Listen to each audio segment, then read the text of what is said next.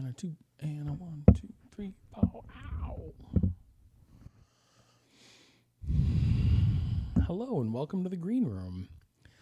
I think this is probably the third or fourth take at this particular video. It's been a tough one. Also, like 2 or 3 of those takes was just like technical screw ups. And it's not like there's some stuff to cover here. So this has been a ride. But this episode has gone under some different names. I think one of the last ones was This Is Work. And the idea here is to give you a behind-the-scenes look into what it's like to make videos and create content, whether that's for YouTube or Facebook or TikTok or whatever. I guess I don't do TikTok, and maybe that's easier because you just use your phone. Anyways, this is work. A surprising amount. In fact, I'll start with this by saying I'm probably not going to be able to keep this up at the level that I have been producing, which to you probably feels like I have not been doing that much. That's, yeah, when it comes to like the, getting a 10-minute video every other day or something, like I'm sure it doesn't feel like much. It's a stupid amount of work that goes into it behind the scenes. And I want to give you some insight into that. This isn't intended to be a bitch video. This isn't like, woe is me. This is just like, hey, this is what happens. This is what it takes to do something like this, I guess. Over the last, say, 4 weeks, maybe since I started doing comedy and creating videos for YouTube, I think I've been working probably 60, 70 hours a week. Pretty silly. It's pretty silly, especially when you consider the, relatively few minutes that actually make it onto the channel. So here's how that breaks down. I've been wearing a lot of different hats. It's kind of funny because even at this stage, I can see like, yeah, I need a whole team. I don't have that. I just have me. Like, it's maybe not enough work for a whole team to all be full-time. Like that's probably like the truth of it. And this isn't a solicitation. Again, it's just like, this is just what it is.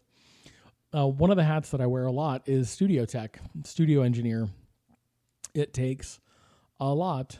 And there have been a lot of things I've had to learn. Things that once I've learned have gotten easier, but some things I've just been application of skills I already have. Like, for example, the splash screen for the Green Room, right? I had to make that. So I had to go find art, cobble it together, do image manipulation, and then create a logo.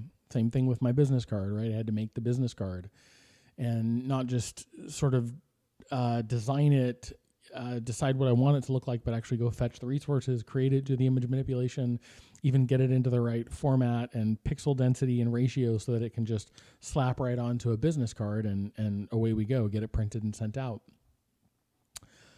I would say that the studio engineer hat is probably something I'm spending 10 to 12 hours a week on, or I have been spending that many on.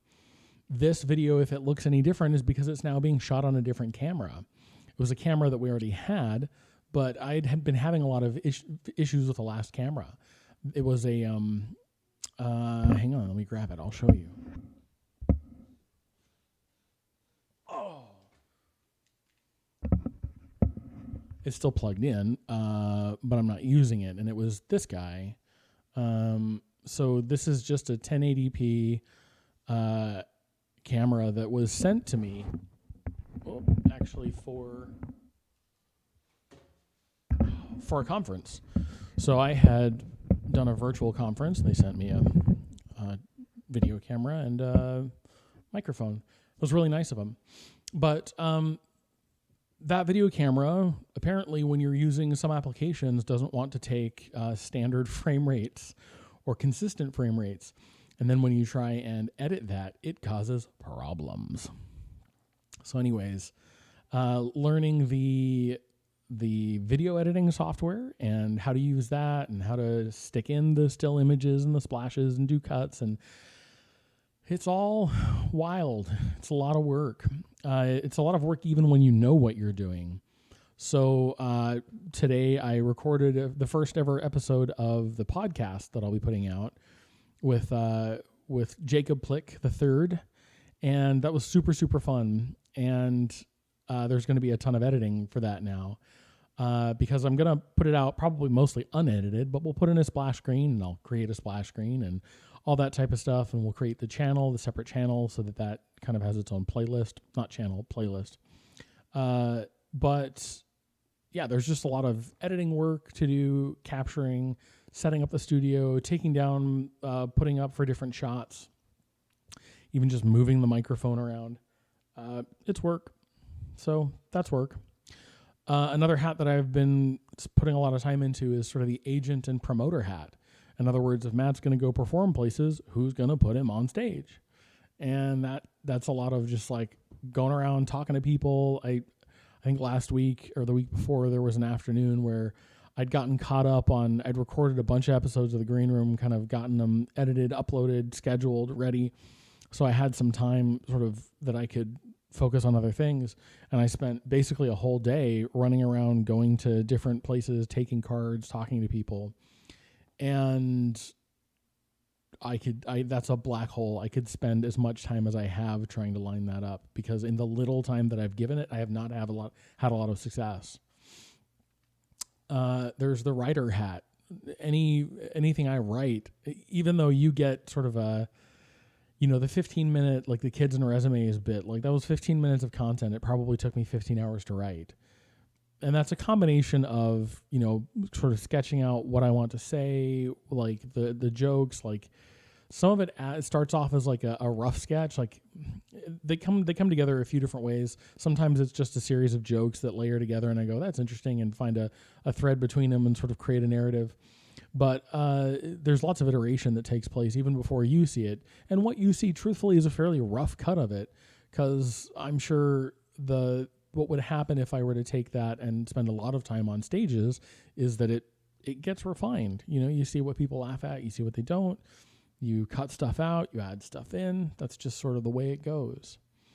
The memorization of that was significant. There was probably 10 or 15 hours of memorization work to get all of that down, because when I step in front of the camera to give that gig, that bit, I want that to be like, I need to be able to get up on a stage and give it without notes. So I want to be able to get up in front of the camera and give it without notes. So like if you see me looking off during those bits, I'm not looking at cards, I'm not looking at text. I might be looking out the window, or I might be kind of giving a pause for laughter or something like that. But it's all got to be up here.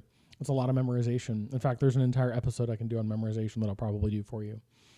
Because that's a whole process. There is the performer hat. So all the time that I spend in front of the camera. So recording this, this is like the third or fourth take, which means by the time this is done, this one episode will have been like 2 hours of me sitting in front of the camera just for this episode, even though all those other takes just get scrapped. And the kids and resumes bit, I had worked really, really hard to memorize that before I stood up in front of the camera. I still gave it probably 5 or 6 times before there was a take that I was like mostly happy with. And that was 15 minutes times, 6 or 7, hour and a half plus, like 2 hours, right? Then there is all the performing on stage. There's going to open mics. There's which I haven't admittedly done a ton of it, but that takes time too. And every time I do one of those, I got to drive an hour in and drive an hour back from Minneapolis. And then there's the social media coordinator hat that I've been wearing, which is to try and promote the videos once they go out. Which is, that's really just like, hey, if you want to know, here it is. I kind of throw it out there on the different socials. And I haven't been great at that either, if I'm honest. And then I've had this sort of personal challenge of trying to put something out to Twitter every day, usually off topic, just some kind of like if there's a joke that I think of in my news feed, try and put something out there. Haven't been perfect about that either. And my original intent was to try and put out 5 videos a week for you, to have one a week that was going to be some new bit of stand-up material, 2 episodes of The Green Room, 1 episode of a Behind the Bit, which I haven't started that series yet, and then 1 of the podcast that I just started today, the as of this recording, the Unnamed Podcast. I've been playing around with some ideas for the name on that. I'm going to have to make a name, a splash screen, and then get all that in because we recorded 3 hours of content today. It was an awesome discussion. It was a lot of fun for me. Interesting, I hope, for others too, if that's your jam. So it's a lot of work. And I would say like about half a week ago, a few days, right, 4 or 5 days ago, I found myself pretty burnt out. It's kind of a wild challenge that I set for myself, which is like we've got a couple years of runway financially. And in order for me to have this make sense, I basically need to get like a Netflix special in like 2 years. That's stupid. But the common thread through my life is sort of the intersection, I think, of naivety and enthusiasm. So, I launched into this thing full attention and every intent to try and do my best at it. And now that it's been about a month, I think I have to be realistic and say that that goal was not realistic. Not for me. I think that if I had the opportunity, like if I didn't have to worry about making a living, then yeah, I would continue to make a go of this as my full-time job. I don't think I can. And that kind of sucks to admit, because on the one hand, that sort of feels like giving up on my dream. On the other hand, it's not like I had a bad job. Honestly, it's like the first worldiest of problems to have, because when we moved here, we moved to this house, we bought this house, and it was well within our budget. Now nothing's in our budget because we ain't making money. And doing content full time, content creation, I love content creation, but it doesn't pay anything right now. And it's probably going to take a long time for it to pay anything, if it ever does. And that's where a lot of the pressure comes from. It's even the analytics, like the YouTube analytics, the channel analytics. You can see the videos. There's ways the video trends and views, the way that the YouTube algorithm promotes your channel. If you are a like regular cadence of releases, especially every day, if you release new videos every day, you see your views go like this.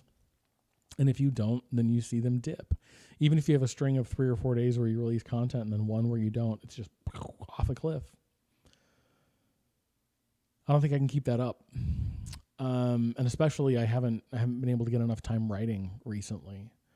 The Kids and Resumes bit was a lot of work to get out, even in its relatively unpolished form. So all that to say, I'm probably going to go back and look for a job again. And yeah, that kind of sucks. Kind of. I did like what I was doing. I like leading teams. So, hopefully I'll just be able to find a company that I'll like working for, people that I'll like working with. I'm a little less obsessed about title and progression now for reasons that I've talked about already in this. But I do want to keep doing content creation. That means, the podcast episode that I recorded today, I intend to keep doing a podcast. The title I've been playing around with is just like Around the Campfire with Matt. We'll see if that is what actually makes it in. You'll find out. But the idea is just like it's a place to talk with people, to share our narratives, our life stories, talk about things that are important to us, that are interesting. And it's just a way to connect with people.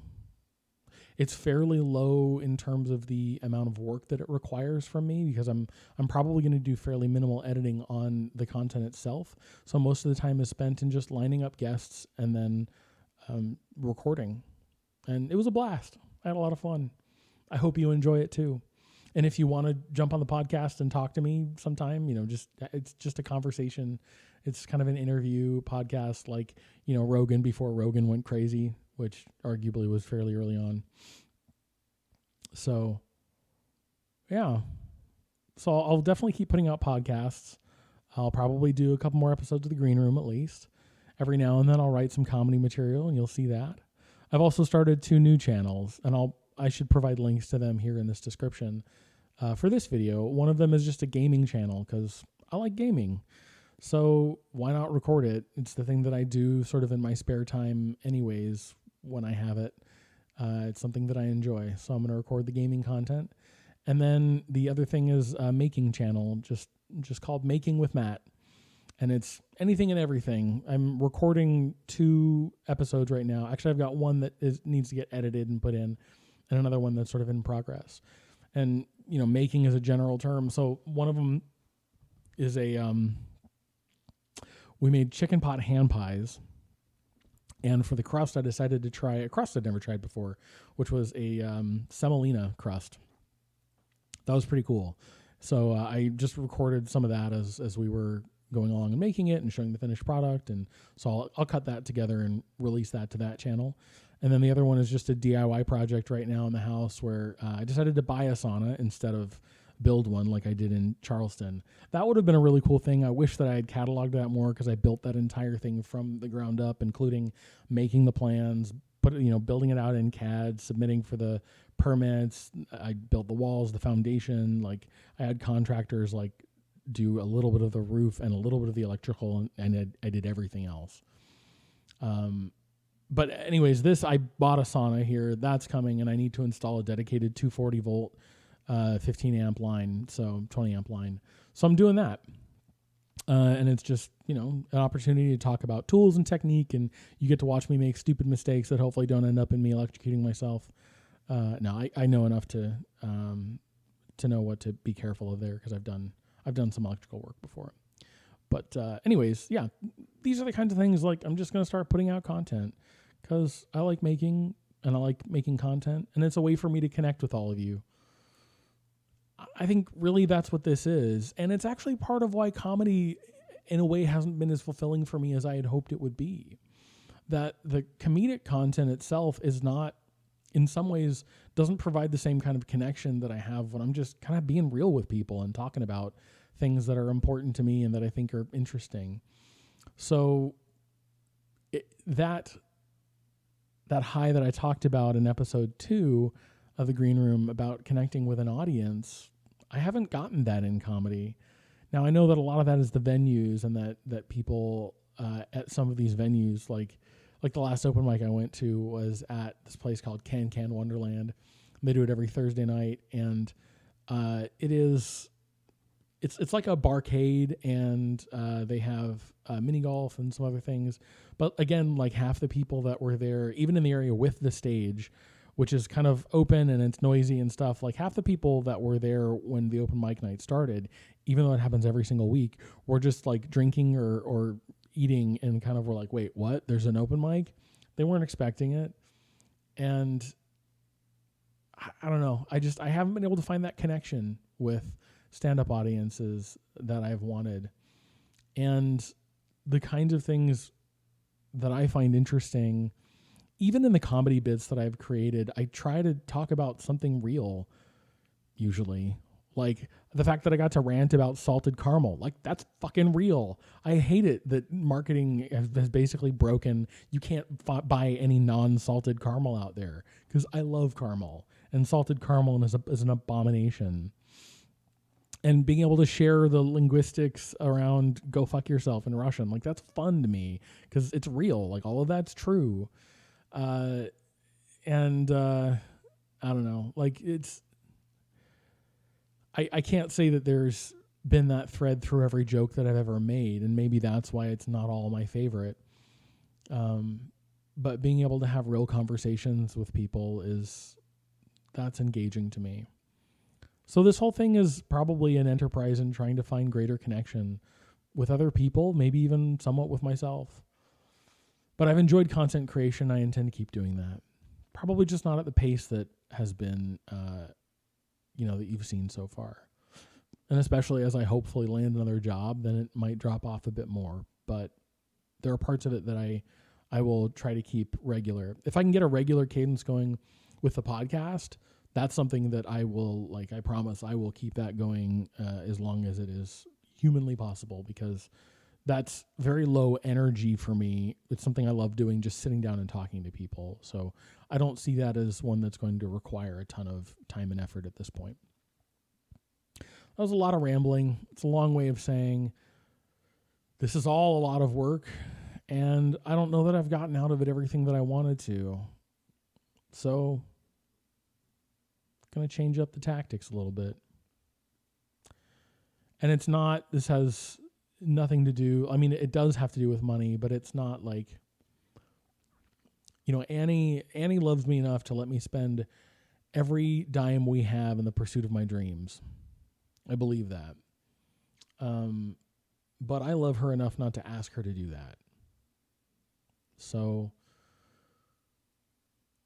we're at a point where it's actually stupid. Like, we can see retirement. We can see it. We're not there. So, I mean, which is like, again, the first world is problems. I'm fucking 37. The idea that I would retire before I'm 60 is a fairy tale for everyone, myself included. If the world is even around that long.